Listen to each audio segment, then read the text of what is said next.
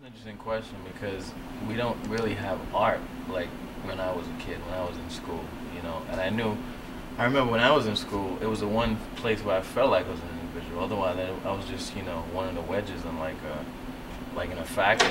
That's how I felt, and I see it like in yourself, and I see it in other students who are actually into art and taking arts now. I mean, the ones who actually are individuals, who seem to have some sense of who they are, seem to be the ones who are into art. Most of the other kids, they're just, like I said, they're just a wedge. They're just going to school. They're just taking classes. They're just taking exams, even in the way they interact with each other, they all wear the same clothes, like those I love whatever, I love New York, I love DR shirts. They were all wearing them, but the art kids were into something different. That art anywhere influences people in discovering the most creative parts of themselves. In schools, I think it's especially important because it's nice to have a space where students can feel a little bit freer to explore things that they might be interested in and to have access to resources that they might otherwise not in a regular math classroom, let's say. I'm an art teacher, so I can speak to we have less materials for students, so anytime we have less resources, there's less for them to play around with. I think it's important for them to be able to use a variety of different materials and supplies, access to different books. But let's say, for example, this year, I have far less money than I would have had, let's say if it was 10 years ago, for ordering books or supplies. So I think not having an art section of the school affects students in that, again, they're not being exposed to the things that I would hope they would be as students.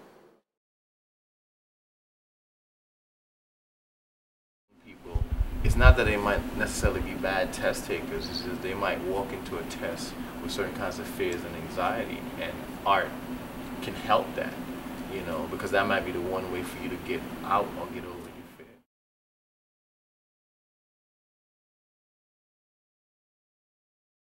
3 years teaching humanities, so English and history, rather than teaching art because we didn't have the funding, we didn't have the space.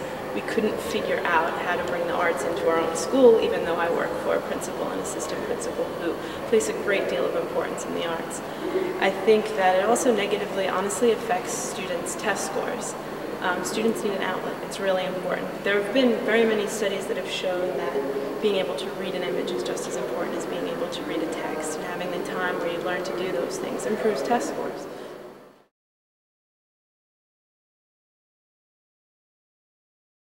What I can tell you, they don't have outlets anymore, and art was that one place, and it's not just art, it's even like phys ed, it's not even a requirement anymore.